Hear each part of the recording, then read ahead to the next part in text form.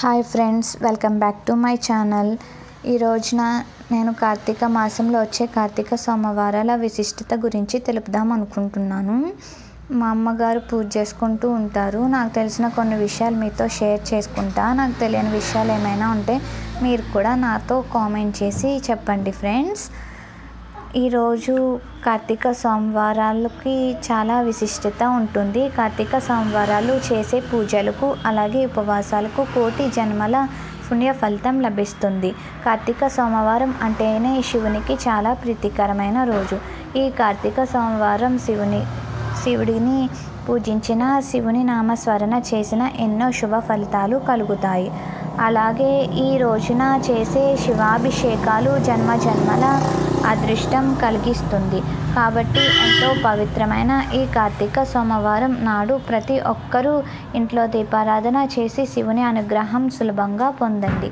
విశేషంగా ఈ కార్తీక సోమవారం నాడు బ్రహ్మముహూర్తంలో నిద్రలేచి మీ పూజా గదిలో ఒక చిన్న దీపం వెలిగించినా సరే కోటి జన్మల పుణ్య ఫలితం లభిస్తుంది.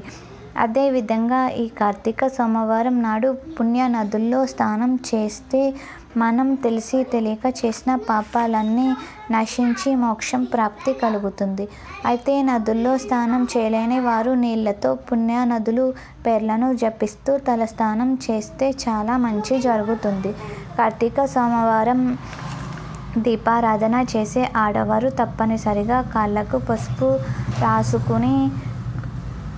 పసుపు రాసుకుని నిండు ముత్తైదులా తయారవ్వండి.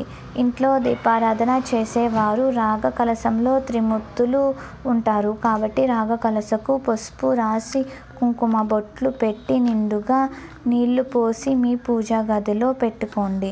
పూజ ప్రారంభించే ముందు మీ పూజా గదిలో ఉన్న శివ పార్వతుల చిత్రపటాన్ని అందంగా అలంకరించండి. గంధం అంటే శివునికి చాలా ప్రీతికరమైనది. కాబట్టి శివుని చిత్రపటానికి గంధం బొట్లు పెట్టి పూలతో నిండుగా అలంకరించుకోండి. అలాగే పసుపు గణపతిని తయారు చేసి పసుపు గణపతికి కుంకుమ బొట్లు పెట్టి గణపతికి పూల అలాగే అక్షింతలు సమర్పించి నమస్కారం చేసుకోండి. శివునికి పూజ చేసే ఓం నమ శివాయ అనే మంత్రాన్ని 108 సార్లు ఈ మంత్రాన్ని చదువుతారో అలాంటి వారికి కోరిన కోరికలన్నీ నెరవేరుతాయి. ఈ కార్తీక సోమవారం నాడు ఉదయాన్నే ఇంట్లో దీపారాధన చేసుకుని తులసి కోట దగ్గర ఆవు నెయ్యితో దీపారాధన చేయాలి. కార్తీక సోమవారం నాడు తులసి కోటను పూజిస్తే ఆయురారోగ్య ఐశ్వర్యం కలుగుతాయి.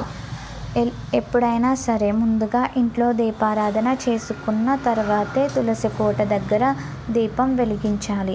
ఈ విధంగా ఇంట్లో దీపారాధన చేసుకొని ఉదయమంతా ఉపవాసం ఉండి కార్తీక సోమవారం ఉపవాసం అంటే చాలా మంచిది. అయితే కటిక ఉపవాసం ఉండనక్కర్లేదు. పాలు మరియు పండ్లను స్వీకరిస్తూ ఉదయమంతా ఉపవాసం ఉండి సాయంత్రం సూర్యాస్తమయించిన తర్వాత మరలా తలస్నానం చేసి మీ పూజా గదిలో ఒక చిన్న దీపాన్ని వెలిగించండి. అలాగే తులసి కోట దగ్గర కూడా ఒక దీపం వెలిగించండి.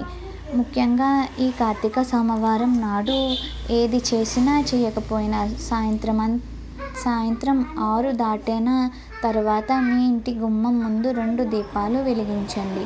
అలాగే మీ దగ్గరలో ఉన్న శివాలయానికి వెళ్ళి శివాలయంలో కూడా దీపాలు వెలిగించండి. ఈ కార్తీక సోమవారం నాడు శివాలయాల్లో ఉసిరి దీపం వెలిగిస్తే చాలా మంచిది.